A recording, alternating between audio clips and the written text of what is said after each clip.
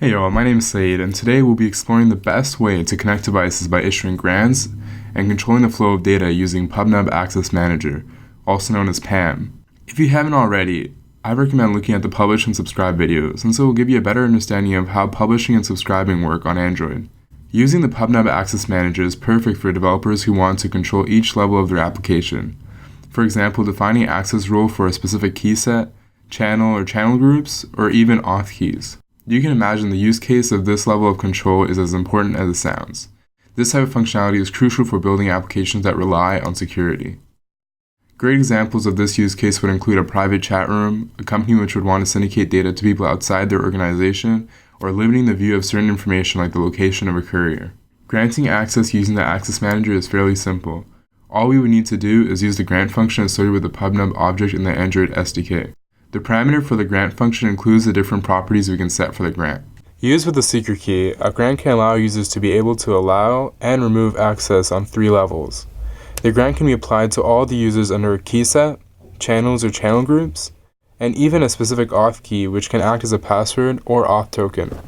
For grants to work, you will need to head over to the admin dashboard and enable the Access Manager functionality for your key set. A key component required for our application to be able to issue a grant is the secret key provided in the admin dashboard. As you can imagine, the secret key should not be used in an environment which isn't secure. We recommend using it only on your secure servers or in a PubNub function. By using PAM, you can issue grants to users who have successfully completed an OAuth authentication flow, allowing them to access different functionalities from the application. In the case that you want users to connect without the ability to issue grants, you can do so without including the secret key in the grant function call. Any user that has a secret key will be able to grant access and also revoke access. A great example of when to use grants is when you only want to have one authority being able to publish updates. In this scenario, we have a central server which updates stock prices since it has a read and write grant, whereas all the other devices are only able to read the updates. This is a perfect example of syndicating data. Keep in mind that for grants to work, the functionality must be enabled in the admin dashboard. In the case that PAM was enabled, your grants will not work. Once PAM is enabled, your grants will take full effect. Awesome, now that we've covered the details of PAM, let's go over to Android Studio and start coding our project. Name your project appropriately and click the Kotlin checkbox as we'll be using Kotlin in this tutorial. In this tutorial, we'll be aiming for Android Lollipop and above, but feel free to choose your own target version. Now we can continue with the rest of the setup as usual. We have a couple prerequisites for a PubNub Android application.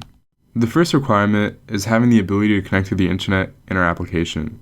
We can allow our application to connect to the internet by going to the Android manifest and adding the internet access permission. The next requirement for our application will be to add the PubNub dependency to the app-level Gradle file. All this does is tells our application that we need to access the PubNub package, and once we have access, we'll be able to use all the functionality in the PubNub package. Alright, so let's have a look at the rest of our application. We have 2 main files, the main activity.kt file and the activity_main.xml file. We're not going to really be touching the activity_main.xml file, as it just has one text view and we can use that text view to show our data. Moving on to our main activity.kt file, let's have a look at what's happening here. First, we're connecting the component that we were speaking about earlier in the activity_main.xml, and we're adding it to a variable called subscribe text. Then, we're configuring our PubNub object with our subscribe, publish, and secret key. Keep in mind that the secret key should only be used in a secure instance, and also that the secret key is used to make the new grants and it's required if you are going to be issuing grants.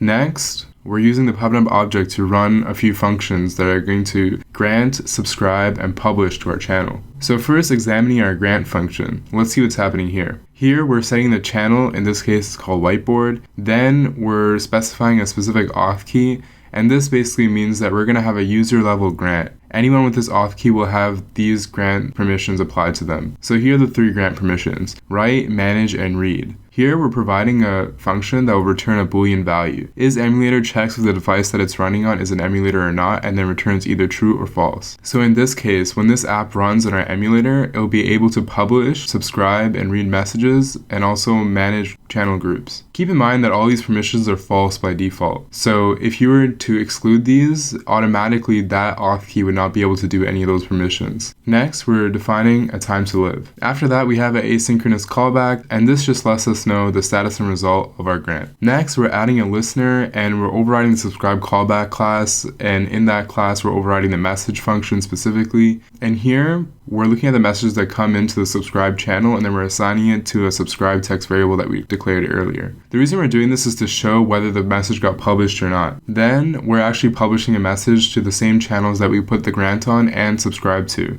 And here we have the isEmulator function that was used earlier. All it does is checks for some system variables to verify whether it's an emulator or an actual device. Alright, so now if we open our emulator and run our application, we'll be able to see what the result of our code is. So it looks kind of weird. It doesn't say permission granted, and there's a reason behind this. Since we had a user level grant issued, we need to include our auth key and is secured in our PubNub configuration. So we're just going to head over to our code and add that into our file. Great, now if we run the application again, we get the message, I have permissions granted. And that's all it takes. Now that you have a brief understanding of what PAM is, we'd love to see what you build next. Feel free to reach out with any comments or concerns. Thank you so much for watching.